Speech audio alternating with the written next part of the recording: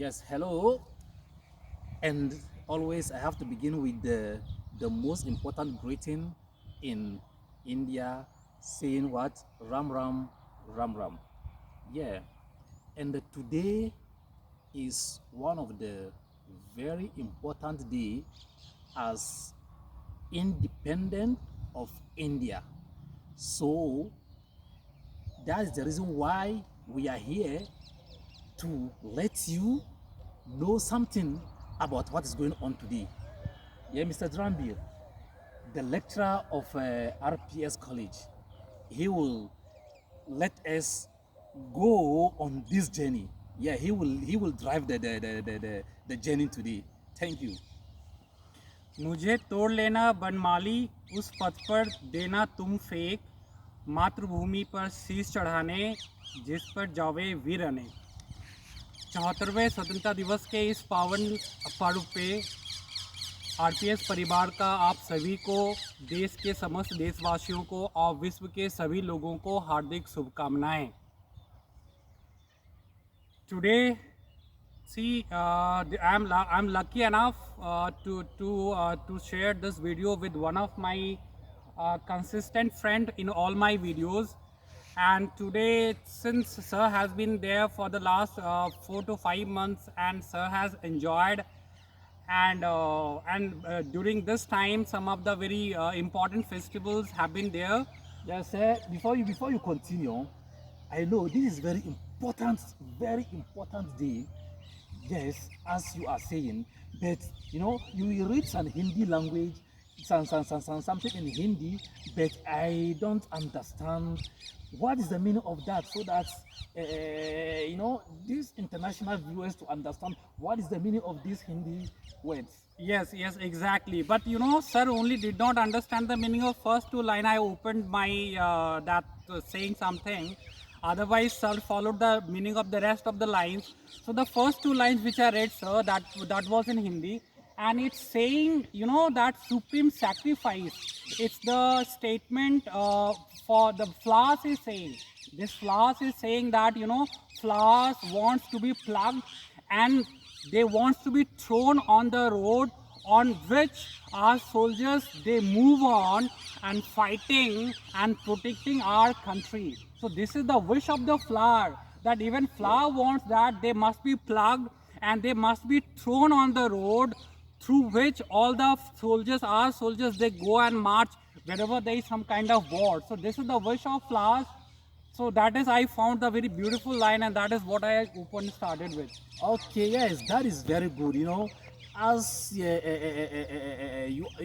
know that Indians, they have one of the very nice, beautiful culture and the tradition.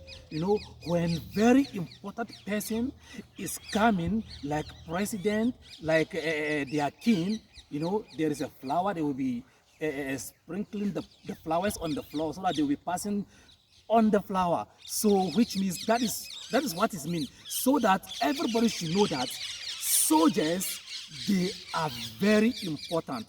Simply, that is what say mean. Viewers, I am very lucky enough that I'm in India. I arrived in India during the month of Holi, one of the beautiful festival. I enjoy the Holi with the Indians, and times goes on, and there is another festival to say the brother and the sister. And the brother have to make a great wish to his sister that he will protect her forever, and the sister too will do the same thing to one of the beautiful things. I'm lucky enough to be part of it. And today, the very important day, that they are even throwing flowers to the king and the queens and the leaders of Indian to pass through, so that everyone who participates in this independent, for example, like the soldiers, the military, we salute them. So that flower is for all of them. I'm also part of that flower. So I wish me too, you would let me pass through some flower, because I consider myself a hero. Sir, that is one thing. See, every like country is very important. The most important thing for a person's in a person's life. and that is when it terms that when there's a call for the nation, to come and stand up. So every citizen would very happily would love to be sacrificed to sacrifice their life. And once you were talking about the flag, our Indian flag, so would you like to have some kind of like you were asking about the different colors and about the flag. So like our flag, it's called tri-flag, a tricolor flag. So at the top band we have saffron color, and saffron color symbolizes courage and sacrifice. So that's the topmost band of that's in saffron in color. So middle part we have the white, and that white color symbolizes the peace and the truth. And in the white band which is in middle, so there we have a circle, and into the circle we have spokes, and there are 24 spokes. That's navy blue in color, and that's called dharma chakra. In Hindi we call it dharma chakra. That means the wheel of law.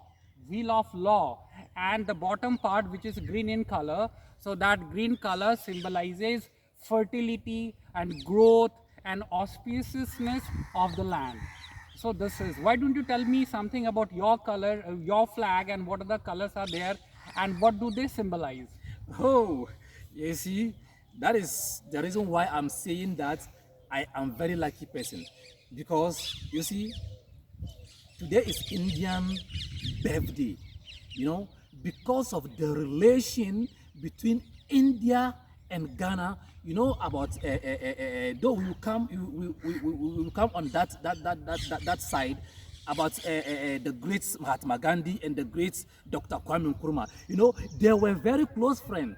That is why it's not coincidence that today is Indian birthday, and somebody from Ghana, they're getting the opportunity to talk about his flag. Yes, you see the flag of Ghana, the top. You see, this is the flag of Ghana. Right. You see, the first top is red. Red, and we Yes. have saffron. That's very Yes. similar. Yes, you see that red representing, before independence, a lot of people will lose their life. There is a lot of struggling. There is a lot of sacrifice. Right. So People the let people, their life. even the people who sacrifice their life to lose, that is their blood. Ah. That red means the blood of the people that lose their life. Fine. And the second one, you see, yellow, this is gold. Ah. If you say, yeah, this color is gold. So that gold mean, Ghana is very rich of gold. So that is why even the Britishers and the Europeans, the Westerners, when they came into Ghana, they call Ghana Gold Coast, because at that time it's very easy. Even if you are walking within 1 kilometer, 2 kilometers, you can easily find a gold on the floor. So that is the gold in me. That is why we call it the gold there. And the black in the middle of the gold mean that we are the first sub-Saharan country to gain true independence, from British. Okay. The Ghana is the first sub-Saharan country to get independent from British. That is the black, and the black representing, we consider ourselves, though this our color, you cannot say it's black, it's chocolate. That is our color, it's chocolate color, but we consider it as black. That is why if you look through our eyes, you see that there is white and the black. That that represents our color. And the green, you see, Ghana is very rich in forest, timber, forests that feed us. Right, That is right. the meaning of the green there. Right. We have a lot of the agriculture. I wish one day you come to Ghana Sure, to sure, see I would how love. beautiful green, the way the place is. So that is simple about meaning about our flag.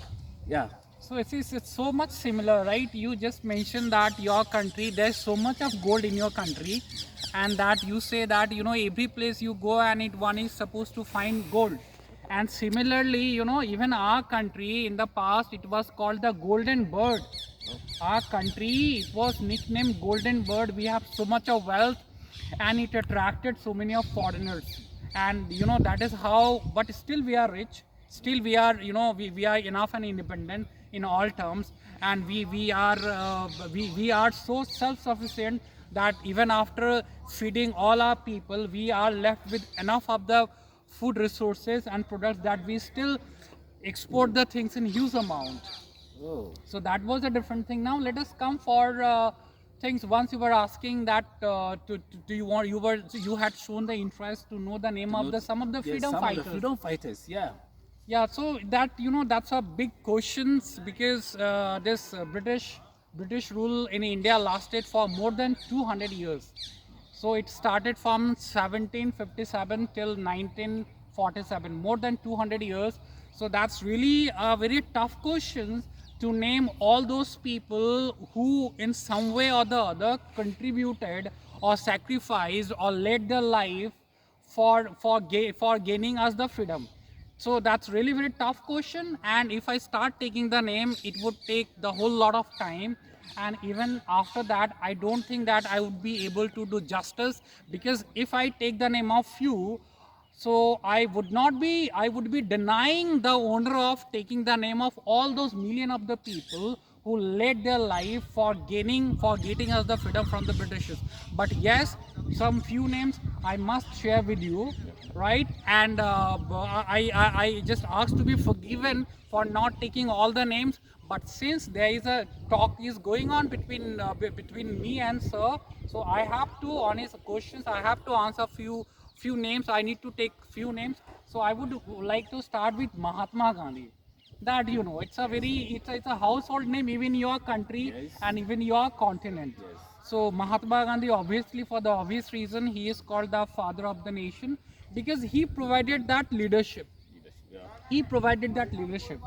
And I would like to also say the some of the very important movements which was led by Gandhiji and which he started.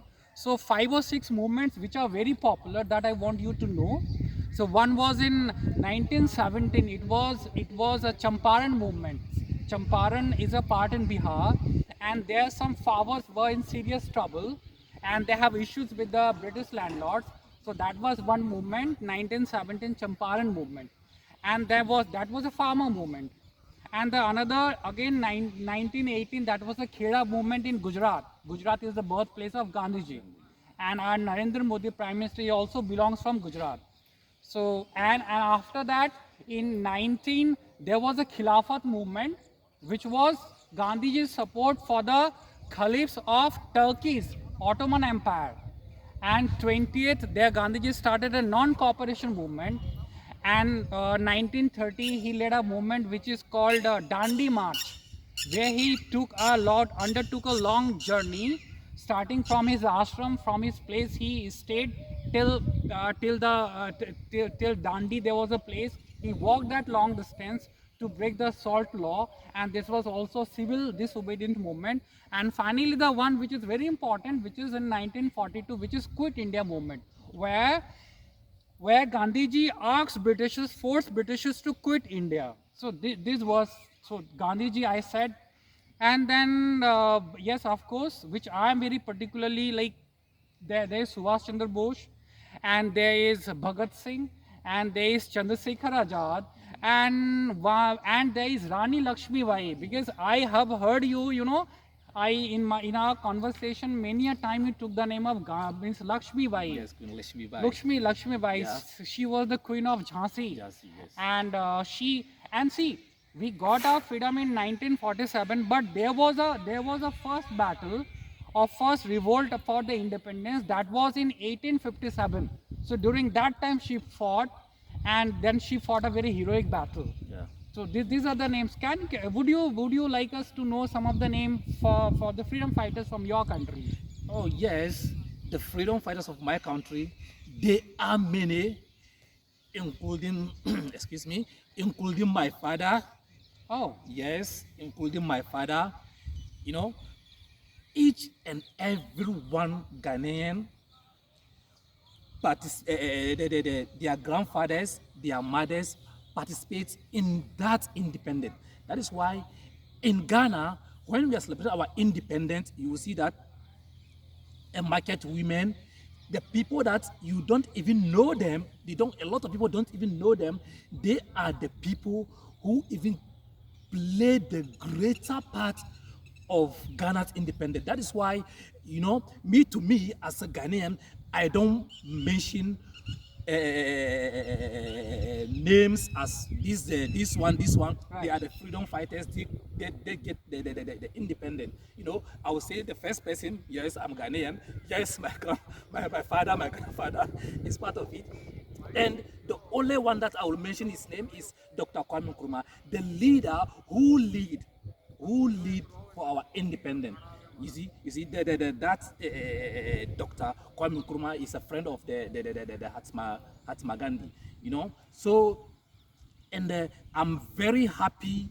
And but you too, you've forgotten about one thing. Why didn't you say even your grandfather is part of the independence Must struggling? be. Sorry for Yes. that. So the independence struggling and gaining independence, it doesn't matter.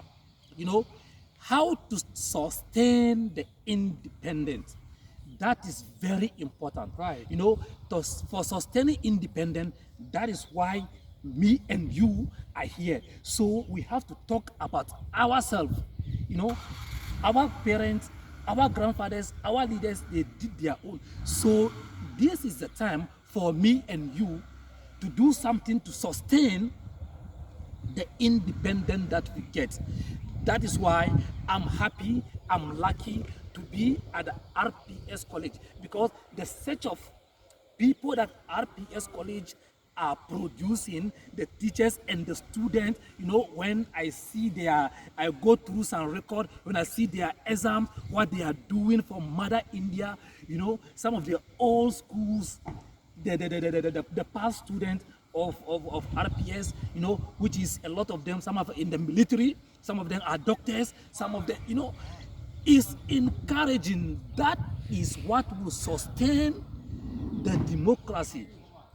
It's not about any big name, it's about you. Hey, my parents, my children, wherever you are, please try and contribute more about the independent. A child will ask me, how will I continue to sustain the independent? Look, steady. The steady, that is the key. You study, learn very hard. The doctor today, that working, the military today, that working, they are doing their part today. So children, please, you to try and become a very good citizen. If you become a very good citizen, then which means you are sustaining your democracy. Thank you. And so, the very good questions you said, that sustaining, because we sometime the young generation and sometimes people start taking this freedom, that they start taking it for granted. For granted, because they think they are born in a free country, and for gaining that freedom, they did not see that how much we Indians, our ancestors, they had gone through. So that's a very relevant question you said, that sustaining is made. That's the biggest responsibility, that hard earned and hard fought independence we have to sustain, and we have to take our countries to a height of prosperity and development, and we need to see that we are doing well in all fields. So now let me ask a very formal question. So what does it mean for you? That how do you see that? What is the meaning of being independent in a very broad sense, not in terms of political domination? Yes, the independence we are talking about right now, let me tell you something. Reality, a lot of people, a lot of nations, they are only getting the independent of flag. They will say, hey, there is a flag, they get an independent. That is the end of it. And there is a lot of things going on, especially in Africa, you know is not very good. You know, it's very bad. Even in my country, there is a lot of things going on. It's very bad. Imagine, look, India, they're celebrating their independence today. They have something to be proud of. Look, the RPS school, RPS, a cameraman, please, you can show please show the school buses. You see, as you can see, all these buses is made in India. You know, they do it here in India. But you know, why is it that most of the African country, up to now, even when you eat toothed egg, we import it from China, we import it from America, we import it everything, even common pain, we import it elsewhere. And you see, people will see them somewhere and say that all over the world they will be saying that, oh, Africa is poor, Africa is poor. Look, Africa is one of the most richest, is the richest continent on earth.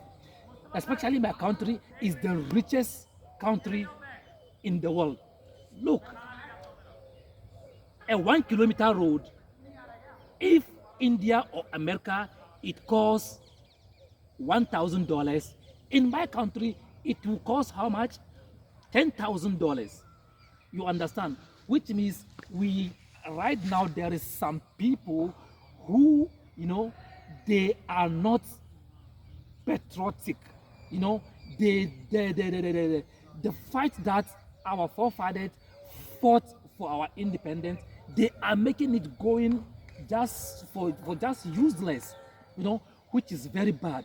So this video, if the whole world are listening to it, we should encourage our people. They should begin to do something. Please, the IMF, World Bank, whatever, please, if you give loan to Africa, please let them build industries. They should build industry. They shouldn't just use it for paying workers, for paying this, for paying that. Though it's good to pay a worker, but some of the money, you know, it just go, you not even understand where the money went. Yeah, That's it's always so interesting and so informative listening to you. So here I would stop you for a moment, and the point you mentioned that, you know, so it's really sad to know the kind of things is prevailing in your country. Yes. But in our country the things are changing entirely. Yeah. So today I would like to add one more thing to your information, that today on this independence occasion, Independence Day, so our Prime Minister of the country, they always makes a great, there is a great celebration and function. The main function, the site is at Red Fort, the rampart. From the rampart of the Red Fort, our Prime Minister makes a speech and their all program goes on. So I want to add some more information to your ideas, that today one term our Prime Minister has used, that self-reliant. The meaning of being self-reliant, because just now when you said about your country, so that's a very sad story there prevailing. Yes. But in our country things are really changing, so we are calling for self-reliant. That means we have to be self-reliant, and that's really sad to hear from your part. You said right from a toothpick, for everything you're using in a country, that's coming from either from some other countries. So in that way, if the same trend goes on, so I don't see in coming futures also there is a very bright future for the Africa. Still you start realizing the importance of being self-reliant. You need to see that the kind of products and things you use in your own country, they must be produced, generated and crafted in your own country, and that in return will generate a huge amount of resources for your country. So that is what our Prime Minister, Mr. Narendra Modi, is doing. So today in his speech, he made a word, and during this pandemic situation, the conditions, see, till few months back, we did not have any techniques or any device, any way of making, you know, ventilators and masks and all that, which are being supplied and getting sent to the different parts of the country. We are now producing. And there is also a very strong appeal is being made by our Prime Minister, that is being means vocal for the local. That means we have to see, let us understand this in a very simple way. Suppose we are in Haryana, so we need to see that in Haryana only we are producing and making and creating all our things from Haryana itself. If not in Haryana, then at least from some other states. But we will not import anything that we use in our country, and we are not going to help raise the money and economy of the other countries, because we have to first think for our country. So that is a very big message is being spread and sent all around our country, that's being self-reliant. Yes. We have to be self-reliant. Yes, you know, that is the reason why I'm here in India, because when I go back, we are going to change things. Things must change. And let me tell you, and Africa too is one of the continents that there is a bright future in that continent. You know, I salute most of the Asian leaders because of look. I'm in India, for example. Look at the Narendra Modi, the Prime Minister of India. Always, I never ever see him wearing coats and tie. Never. But you just right now Google and see majority of our leaders in Africa, they wear coats and tie. Who do you want to imitate? Right. And let me tell you one thing. Look, go to America, go to England, go to Europe. The most talented intellectuals, very well organized people, they're from Africa. They know it. They're from Africa. Into fashion, into anything, the scientists. Look, let me mention one, Professor Alote in the United States. You know, you just go and Google about that man. You will see that, you know, in Africans we have a lot of, look, human resource, the human, the talented. Look, we have them, but we have problem of using our own. You know, it's not like we cannot produce a car. We can produce it, but I don't know the reason why. What is stopping us from producing? That is why I'm calling from African youth, let's stay in Africa, stop crossing the Red Sea, whatever sea, going to elsewhere. Let's stay in our nation and build our nation. Look, if you leave that nation to other people to come and build it for us, there is no way. That is why there is a saying that says, until the lion learn how to write his own story. Always, if a hunter will write a story, he will say that, oh, the lion is just a common animal, you know, I just take my gun, crack and shot him. But do you know how many hunters that the lion kills? Lion kill a lot of hunters, but because of the lion is not writing his own story, that is why you will never hear that about any lion killing a hunter. So I think our conversation is now going to different way. Right, Let's just come back. Yes. So today I want to mention 2-3 more points which our Prime Minister Mr. Narendra Modi said from the rampart of the Lal Killa, the Red Fort. So one I said about being the self-reliant, other was being vocal for the local, and the third, we have an island, Andaman and Nicobar Island, that's in the ocean. So today our government is, to even that is an integral part of our country. So government is laying, fibers, electronic fibers, yes, underneath the ocean. Fiber optic cable. Optic fibers, you call it right. Cable, yes. Cables. They are laying, and it's going to that Andaman Nicobar Islands, so that they will have a strong network. Yes. Because you cannot think of doing anything today in this 21st century without the help of the advanced technology. Yes. That is one thing. One more mention, our Prime Minister has mentioned that Ladakh, which was a part of Jammu and Kashmir, right? There was a different story. Yeah. So Ladakh is being seen as because pollution is a big problem. Yeah. So there we have cut down the emission of carbon dioxide with the carbon. Mm-hmm. So that is one thing. And there's a state called Sikkim. So Sikkim, because often you're so fond of being organic, taking the things in consumption. Yes. So Sikkim is a state where the entire cultivation is being with the organic farming is being done.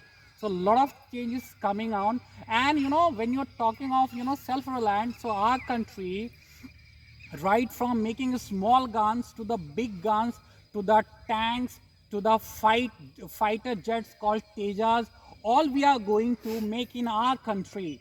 So all we in that term we are becoming self-reliant. We have opened the space program for the private sector to come and join it. And in everything we are so strong today, and we have sent in the past few months, we have sent a very strong message to the rest of the world. They could never dare raise a eyes towards us, whether it is LOC or LOC. We have seen that what we can do. Even see, we always are peace loving countries. Even at no place in the no part of the history we have we know that we never try, and we never look into the territories of other country. But if some other countries would try to have an eye into our territory, we are not going to stand, and we are not going to tolerate. Yeah. So those things. Yeah, yes, Daisy. That is very good because right now it is nations that use move the world. But let me tell you one thing. And Africa too, especially in Ghana, that is one of the most peaceful country in the world. That is why we, though I'm a nation, but right now we the youth, we are thinking of bringing another technology. We don't want to use a gun or jet fighter or something. We don't want to use it right now. We want to change everything. We will just use the pen, the pen and the paper to fight. Right now, that is what. Pen and paper. So Yes. one of the lines which I remember of that Nelson Mandela said that the strongest weapon in the world, education is the strongest weapon which can change the world. Yep. And with that coming, this terms education with us, I would say that recently there is brought a change in the education policy. A new education policy, has been, we are talking of, it has been introduced, because education is one thing which can change the fate of a nation and the course of the development of the country. Yeah. So for the past few decades there has not been seen any changes in the new education policy, and we had been doing that under the same education policy, but under the leadership and the prime ministership of our Prime Minister Mr. Narendra Modi, we find that even the education system is being changed. That means once education system is changed, when a person is educated, when a person is made independent, so everything, the entire thing is bound to change. Yeah. Yes, that is true. That is why I'm telling you that Africa, we are now coming to bounce back. That is why right now we concentrate educating the young ones. That is what we are doing. We focus on that. So look, I give you 10 years,